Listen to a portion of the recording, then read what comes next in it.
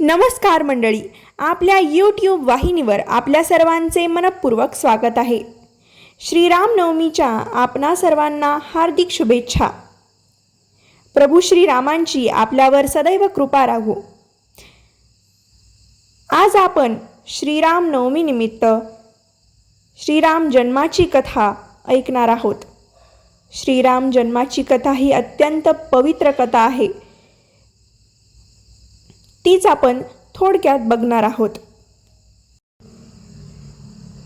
श्रीरामनवमीला ही कथा ऐकणे अत्यंत शुभ मानले जाते। ही कथा आपण रामनवमीला ऐकलीच पाहिजे। व्हिडिओ सुरू करण्यापूर्वी कमेंट्समध्ये लिहा जय श्रीराम।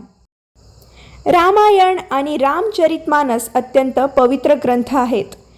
तुलसीदास यांनी श्रीरामाला ईश्वर मानत रामचरितमानसची रचना केली, परंतु आदिकवी वाल्मिकी यांनी आपल्या रामायणात श्रीराम यांना मनुष्य मानले आहे।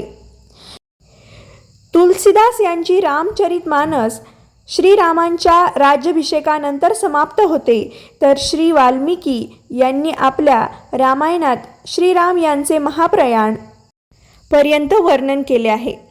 महाराज दशरथांनी म्हणजेच श्रीरामांच्या पितांनी पुत्र प्राप्तीसाठी यज्ञ सुरू करण्याचा निर्णय घेतला।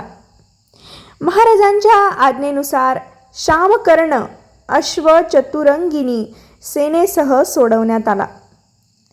महाराज दशरथ यांनी सर्व मनस्वी, तपस्वी, विद्वान ऋषीमुनींना व वेदविज्ञ प्रकांड पंडितांना यज्ञ संपन्न करण्यासाठी आमंत्रित केले।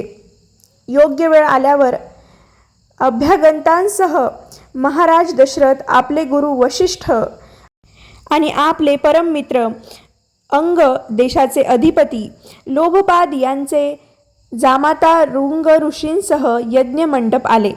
या प्रकारे महान यज्ञाचे विधिपूर्वक शुभारंभ केले गेले।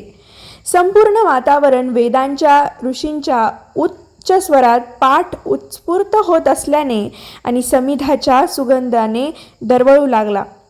सर्व पंडित ब्राह्मण ऋषींना योग्यतेनुसार धनधान्य, गऊ इतर भेट देऊन विदा करत यज्ञ समाप्ती झाली। राजा दशरथ यांनी यज्ञाचा प्रसाद आपल्या महालात जाऊन आपल्या तिन्ही पत्नींना वितरित केला। प्रसाद ग्रहण केल्यानंतर परिणाम स्वरूप तिन्ही राण्या गर्भवती झाल्या। जेव्हा चैत्र मासाच्या शुक्ल पक्षाच्या नवमी तिथीला पुनर्वसू नक्षत्रात सूर्य, मंगळ, शनी, बृहस्पती आणि शुक्र आपापल्या उच्च स्थानात विराजित होते, तेव्हा कर्क लग्न उदय होताच महाराज दशरथ यांच्या मोठ्या राणी कौशल्या यांच्या गर्भातून एक शिशु जन्माला आला। शिशु नीलवर्ण, चुंबकीय आकर्षण, खूप तेजस्वी, परम क्रांतिवान आणि अत्यंत सुंदर होता। या शिशुकडे बघणारे एकटक लावून त्याकडे बघतच राहायचे।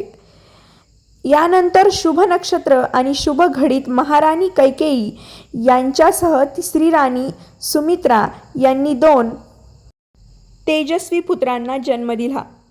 संपूर्ण राज्यात आनंद पसरला।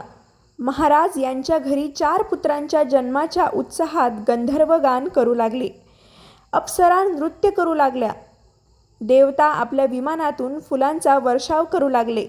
महाराजांनी उन्मुक्त हस्ताने राजद्वारावर आलेल्या भाट चारण आणि आशीर्वाद देण्यासाठी आलेल्या आणि याचकांना दान दक्षिणा दिली। पुरस्कार स्वरूप प्रजेला धनधान्य आणि दरबारात असणाऱ्यांना दागिने रत्न प्रदान केले गेले।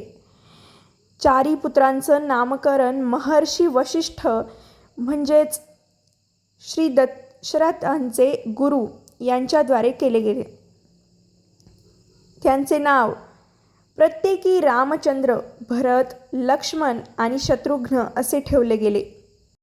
म्हणजेच माता कौशल्येचे पुत्र श्रीरामचंद्र प्रभू, माता कैकेयीचे पुत्र लक्ष्मण आणि माता सुमित्रेचे पुत्र 2 म्हणजेच भरत आणि शत्रुघ्न। जसं जसं वय वाढत गेलं रामचंद्र गुणांमध्ये आपल्या भावांपेक्षा प्रगती करत राहिले असे मानले जाते आणि प्रजेत लोकप्रिय होऊ लागले. ते अत्यंत विलक्षण प्रतिभेचे धनी होते आणि परिणामस्वरूप कमी काळातच सर्व विषयांत पारंगत झाले.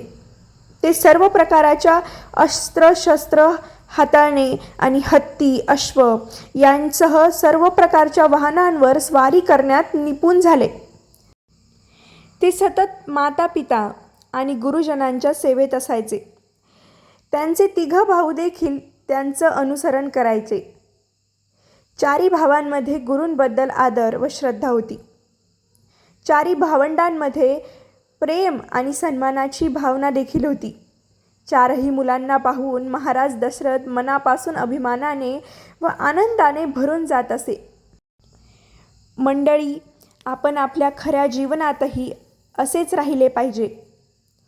पुन्हा एकदा आपणास श्रीरामनवमीच्या हार्दिक शुभेच्छा. असेच नवनवीन व्हिडिओ घेऊन आम्ही तुम्हाला भेटत राहू. आपलीच वाहिनी डिजिटल DG मराठी. धन्यवाद.